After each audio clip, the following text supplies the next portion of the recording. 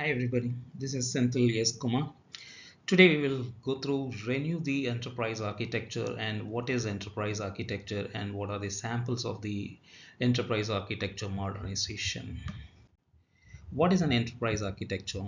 It is nothing but a conceptual blueprint that defines the structure and operation of organization. The major intent of the enterprise architecture is to determine how an organization can effectively achieve its current and future objectives.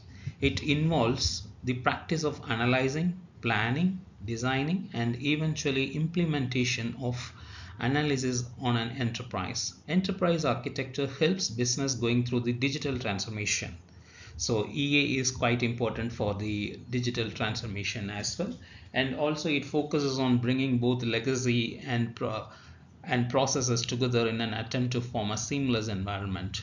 According to the Gartner report, in 2023 the organizations will be challenged to drive business growth while simultaneously ensuring operational resilience, or what we refer to as resilient growth in the face of volatility, uncertainty, complexity, and ambiguity. It is called as VUCA, and under the evolving business conditions and the priorities. So it's going to be the challenge. How are we going to handle the enterprise architecture of the companies?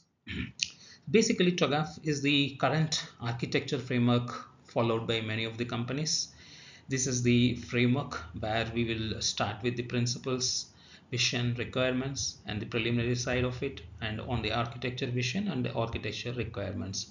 So the business architecture will be based on the motivation, organization, function. It is basically the objectives, and the information system architecture is nothing but the data and applications, and technology architecture which supports this. And architecture realization is based on the opportunities, solution, and migration planning, and of course the implementation governance. How do we evaluate the modernization? So we have a process: encapsulate, leverage and extend the application features by encapsulating its data and functions, making them available as services via an API. Rehost, redeploy the application components to other infrastructure, physical, virtual, or cloud, without modifying its code or features or functions. That is nothing but moving to the clouds, private or public. Re-platform, migrate to a new runtime platform, making minimal changes to the code but not the code structure, features, or functions. Refactor, restructure and optimize the existing code, although not its external behavior, to remove technical debts and improve the non-functional attributes.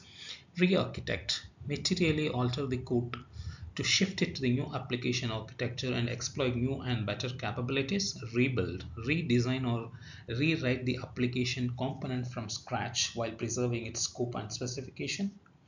Replace, eliminate the former application component altogether and replace it considering the new requirements and need at the same time. And some typical modernization in the agile world, how we can do it. It is basically we analyze through our transformation advisors who will perform the assessment, and the patterns will be done like many things, moving from monolithic to microservices, and how we will make it the platform very light as well as less dependent on others.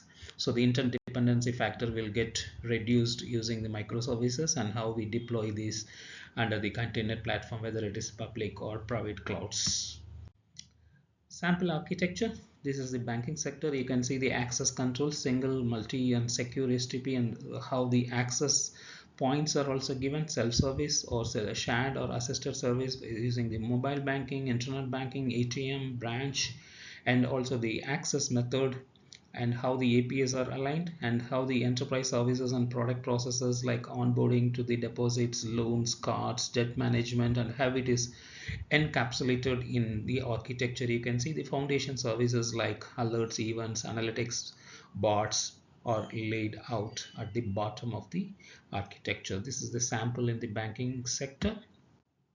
Let us see in the manufacturing sector. So we place analytics at the top: enterprise management, financial analytics, operational analytics, workforce analytics. So all the dashboards comes first: financial, how the supply chain is handled; financial accounting, management accounting; then the human capital, how the talent management, workforce deployment is handled, then the procurement and logistics execution, procurement, supplier collaboration, inventory, warehouse management, and then on the product development and manufacturing, production planning, manufacturing execution, enterprise asset management, life cycle data management, and then the sales and service, sales order management, aftermarket sales, professional service delivery, foreign trade kind of, then the corporate services, real estate, project portfolio, travel, environment, quality.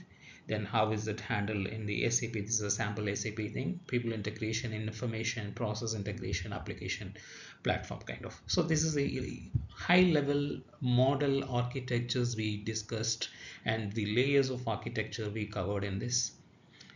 In the next videos we will see how deep we will get into the enterprise architecture. Thank you.